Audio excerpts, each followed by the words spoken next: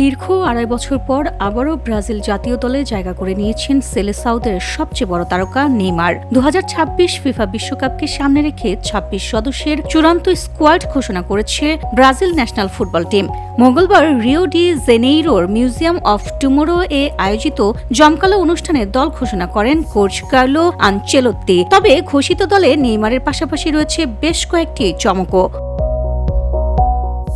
২০২৩ সালের অক্টোবরের ভয়াবহ হাঁটুর চোটের পর জাতীয় দলের জার্সিতে আর দেখা যায়নি নেইমারকে। অনেকে ভেবেছিলেন হয়তো শেষ হয়ে গেছে নেইমারের বিশ্বকাপ স্বপ্ন, কিন্তু না।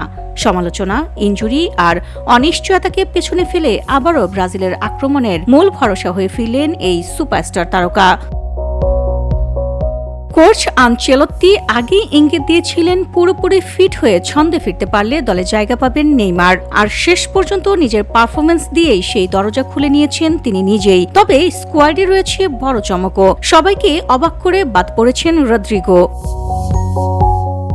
এছাড়াও অভিজ্ঞ ডিফেন্ডার থিয়াগো সিলভাকেও রাখা হয়নি চূড়ান্ত দলে। লোনে অলিম্পিক লিওনে দুর্দান্ত পারফরমেন্স দেখিয়ে নতুন আকর্ষণ হয়ে দলে জায়গা পেয়েছেন তরুণ তারকা এদ্রিক জেনি। এছাড়াও অভিজ্ঞ মিডফিল্ডার কাসেমিরোর ফেরাও আলোচনায় এসেছে। আক্রমণ ভাগে নেইমারের সঙ্গে থাকছেন ভিনিসিয়াস জুনিয়র, রাফিনিয়া, গ্যাব্রিয়েল মার্তিনেল্লি, এদ্রিক, মাতেউস কুনিয়াদের মতো তারকারা। এবারের বিশ্বকাপে সি গ্রুপে ব্রাজিলের প্রতিপক্ষ Morocco national football team, Panama national football team এবং স্কটল্যান্ড ন্যাশনাল ফুটবল টিম। মরক্কোর বিপক্ষে ম্যাচ দিয়ে শুরু হবে ৫ বারের বিশ্ব চ্যাম্পিয়নদের বিশ্বকাপ মিশন। তবে প্রশ্ন উঠছে, নেইমারের প্রত্যাবর্তনে কি আবারও বিশ্বকাপ জয়ের স্বপ্ন দেখছেন ব্রাজিল?